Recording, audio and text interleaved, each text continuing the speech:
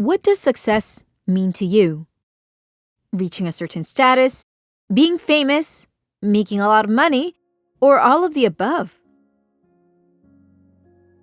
But how much is enough for you to feel success?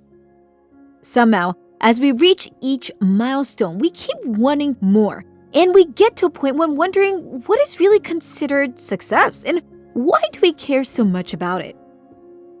You're listening to Dear Workplace, and today we're about to dive into all about what it means to be successful and curiously redefine what it means to live successfully.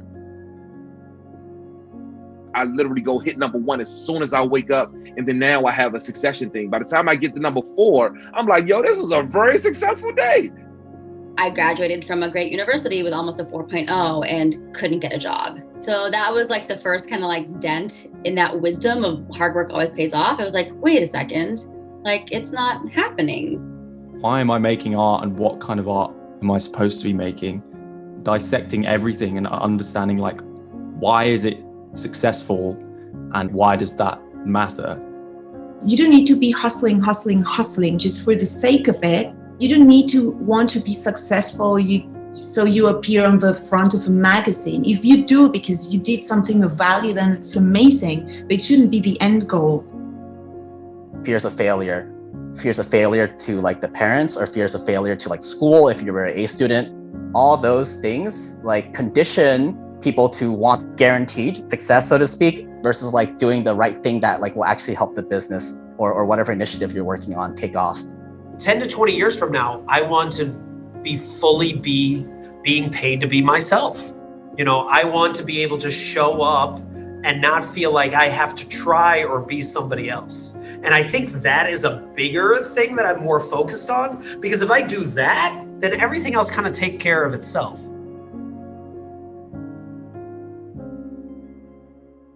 Hi, welcome to Dear Workplace by Innovators Box, where I study trends, changes, and challenges with people at work. I'm your host, Monica King, and today I want to learn more about success. Growing up, both Asian and American, being successful was important in every way I was familiar with. You want to be and get good at everything. Grades, jobs, schools, friends, and even in marriage. But what is considered good or good enough? I found these 5 lessons from 5 friends to be a powerful way of how I rethink my relationship and perceptions on success as I continue to look at the marathon in life. Jeff Harry first reminds us that maybe we're starting this all off from the wrong place and the wrong question. Think about legacy. Is being famous really your end goal? I don't know if my legacy is important to me. I think there's something about like, there's some part of the ego that actually gets in the way of you actually creating a legacy. When I think of like MLK or, Malcolm X or they were just doing themselves, right? They weren't like, a Che Guevara. They weren't trying to be like, well, I want to be quoted. I want a whole day considered for me later on in life. They didn't care about that. They were doing the work for the work. That's the part that I think is really important. And we have to ask ourselves, like, why are we doing what we're doing? Are we doing it for the fame and the adulation? Because that comes and goes. I know famous people. I know rich people. I know like super successful influencers. Not that happy. Jeff Harry is a workplace play consultant and an international play speaker at Rediscover Your Play in California. I love how he describes his work on his LinkedIn profile. While we spend most of our time pretending to be important, serious grown-ups, it's when we let go of the facade and just play that the real magic happens. This is how he helps organizations like Google, Microsoft, and Southwest Airlines rethink play in the workplace. And in that journey, rethinking how he defines success and what it means to create impact was important for Jeff to be who he is today. It wasn't all rosy from the beginning. Let me talk about when I was paying Paige $150 a week to work this part-time play job, right?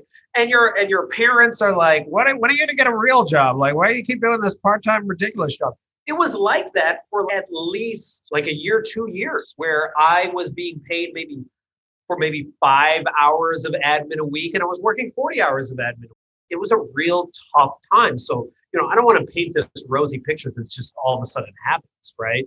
But I think something that people should consider, especially if they're first starting off with creating their own side hustle or something like that, is just experiment and follow that curiosity. Because, as my business mentor, Stephen Worley, would always ask me, don't you want to get paid to be yourself? And I was like, yes, that's exactly what I want to do. That's all I want to do. I just want to be paid to be me. So why wouldn't I explore that? Yes, being paid to be myself. Isn't that wonderful? As simple as that sounds, it's only possible by taking care of the fundamentals, getting to really know yourself. And if he didn't stay so focused on his why the way he did, he may not be who he is today as the play expert we know. Jeff reminds us how having a clear why helps you see growth in the long run. So lesson number 1 is start with your why to succeed, not by what other people think it should be. This is incredibly important as we think about how we show up each day. Really matters. Kunal also shares how knowing your true selves and knowing why you want to work hard in something helps you rethink about success too. My life between college and in my first couple of job experiences, all of us are sold this idea that hard work always pays off. And it's a lovely sentiment. It's a great thing to tell like a teenager to get them to work hard. I'm glad that I believed that when I was a teenager. But I think once I got into the workforce, I had this huge, huge disappointment of wow, yes, high school, yes, college, yes, graduate school, at least from my perspective, were meritocracies, right? There are places where, yes, you work hard and you'll be rewarded and you'll be respected. And then the moment I got into the workforce, it was just wow, that is not the way the workforce works. It is not a meritocracy. The things that I, even as a woman of color growing up, were rewarded for doing things like being a leader, speaking out, standing up for things. The second I got in the workforce, not rewarded for those things. Kunal Berhal is the founder and CEO of MindTouch, a creative consultancy that helps businesses and organizations get better results with creative methods. She works with various organizations to help rethink how teams solve complex problems with design thinking and improv, and realized how important reframing is and how we study milestones, impact, and success. In defining success as a woman of color, she knew how important it was to stand up for herself, especially if society was not going to step up. That was the first kind of dent in that wisdom of hard work always pays off. You don't need to work hard at everything just for the sake of working hard or just for the sake of this false belief of input-output. You can make decisions and work hard at what you love or what you believe in. You don't have to work hard at everything, and I think as a recovering perfectionist, right? And I'm glad I learned that in my early 20s. So I think it's just the accumulation of life experiences, and those life experiences, each one taught me many things that I value, right? I learned what my limits were. I learned what I was willing to put up with, what I wasn't willing to put up with. And I think having that clarity just helped me be even more, I'll use your word, courageous, every step of the way. Yes, it's liberating to know that you don't have to be a perfectionist to provide quality and live successfully in all that you do. Lesson 2 is you don't have to be perfect at everything to live a happy, successful life. As she shares in her book, I Quit, we have to stop seeing acts like quitting to be the end of the story. Quitting, when it's for the right reason, can be a healthy decision. And Ariana would agree. She, too, finds her society's celebration of hustling and fake it till you make it to be a very dangerous way of defining how we live our best selves, no matter where we are. Fake it till you make it. Those sorts of things, and hustle, and you always have to be in the move and keep yourself super busy. I think that's really stupid advice, to be honest. You don't need to be hustling just for the sake of it. You don't need to want to be successful. So you appear on the front of a magazine. If you do because you did something of value, then it's amazing, but it shouldn't be the end goal. And also this fake it till you make it, I would say learn it until you can make it. There is like this whole culture about just not learning, just, turn your camera on and start, recording yourself talking about politics, even if you never read about it. And I don't think that's a very good idea. There's a very thin line between being sure about who you are and having confidence and just trying to find shortcuts for everything. Ariana Gomez is the founder and CEO of a technology for impact in Mexico. She turns every individual and organization into an agent of peace, prosperity, and positive and social and environmental impact. And as a company that has a unique focus on strategy, sustainability, and long-term goals, she recognized how important it was that she measured growth and success internally, not just externally. Her visit to Ethiopia in her early years is when she first realized how much she had a misperception of what she thought being successful or impactful can mean. So yes, you don't have to have a lot of money or be working at the United Nations to create global impact. Lesson 3 is to live impactfully, you need to listen, learn, and listen again. I traveled to Ethiopia before I started my bachelor's degree, and the war between Ethiopia and Eritrea was just finishing. And I remember I arrived in Addis and I thought, like, here I am. I'm here to save Ethiopia, right? Because I was so young and so stupid. I really thought I was going to make a difference. Like I was going to tell them and to teach them something about peace, or I don't know. I was just really like full of herself adolescent. And I arrived and then I learned the hard way. First, I didn't know anything. It was just about learning for me. I didn't give them anything other than my volunteering time. And that was a great lesson of humility and being humble and just open to learn and just shut yourself up and learn from others, because people who suffer, they are the experts when it comes to their problems and their sufferings. And then years later, I went back working for the UN in some projects. And I always saw that, a lot of people from the UN would fly in their helicopters, stay at the best hotels, having around for maybe one day or a couple of hours, and then going back to Geneva or to New York saying, okay, these guys need toilets or new schools. And I was like, no, you didn't talk to the people. They know what they need because they suffer that every day. So I think it gives you clarity to learn that you need to have bigger ears than you have a mouth when it comes to talking a lot and wanting to tell people the way forward. If I want to really make a difference, I need to listen a lot, learn a lot, and work a lot on myself. Ariana's story really got me thinking. How often do we assume things without listening or taking the time to learn how it came to be? Taking the time to learn is an investment, but a worthy one, as it would give us clarity to understand who we are, but also how we may have developed fear of certain things. Kevin Felix Chan shares how acknowledging his fear about success was the very source that helped him be successful. In other words, lesson number 4 is face your fear and know what is stopping you to be successful. Fear of failure was holding me back from making decisions. It wasn't even about the how, because we didn't even get there because we were so fear-driven. Kevin Felix Chan is the co-founder and CEO of Best Delegate, an education company that empowers today's students to become tomorrow's leaders through Model United Nations programs worldwide. Today, over 5,000 students go through their programs each year. That's a lot of students who have been impacted for the past 10 years. But as Kevin shared a moment ago, to continue to grow, Kevin and his leadership first had to acknowledge what was holding them back. What made that change was really taking a step back and digging deeper into why do I have these fears and where does it come from? The deepest layer is rooted from childhood: fears of disappointment, fears of failure to the parents, or fears of failure to school if you were an A student.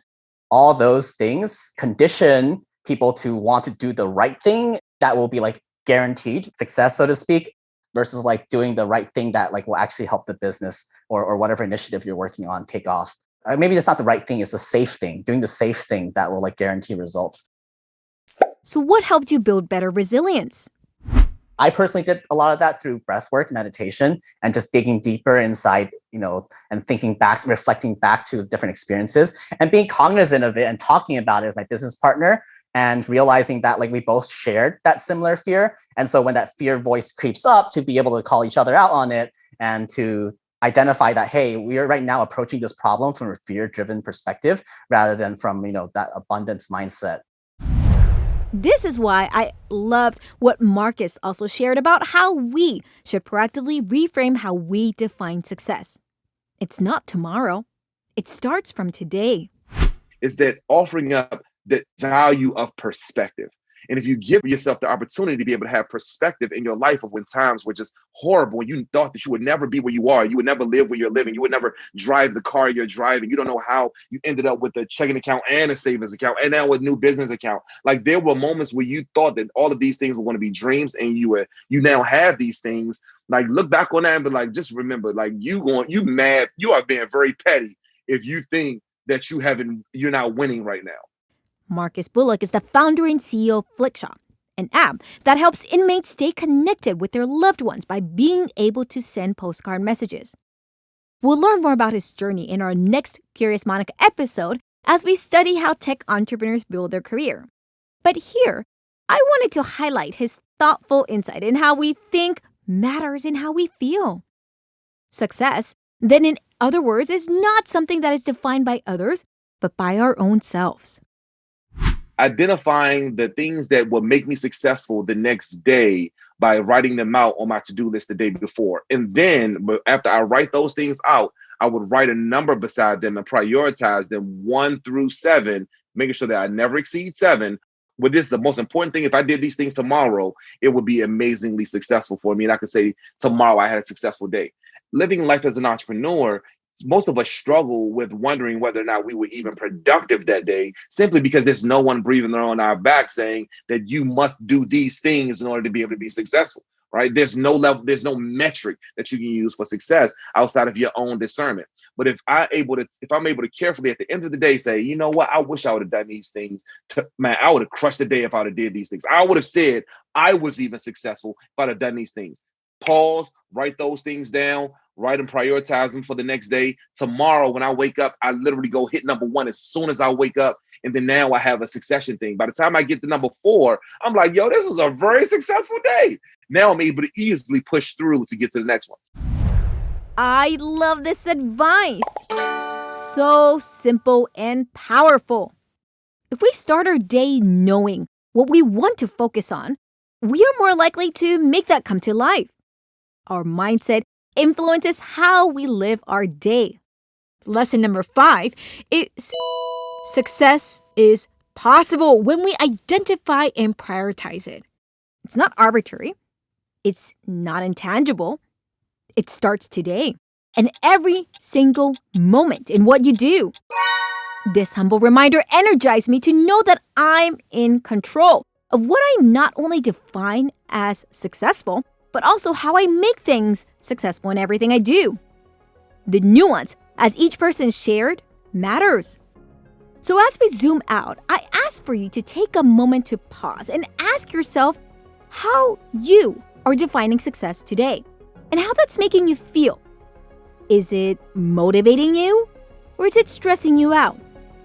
Knowing your why, your fear, and how you want to prioritize can all liberate from how you define.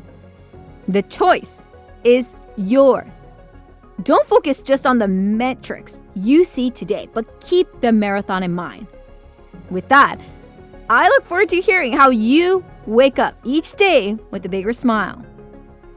Thanks for joining us today. This is Monica King, your host at Dear Workplace. I hope you enjoyed today's show.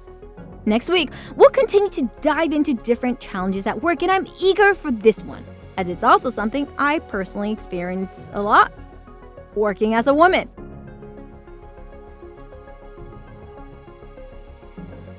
Hi, I'm Sam, an audio engineer at Innovators Box. I hope you're enjoying Dear Workplace.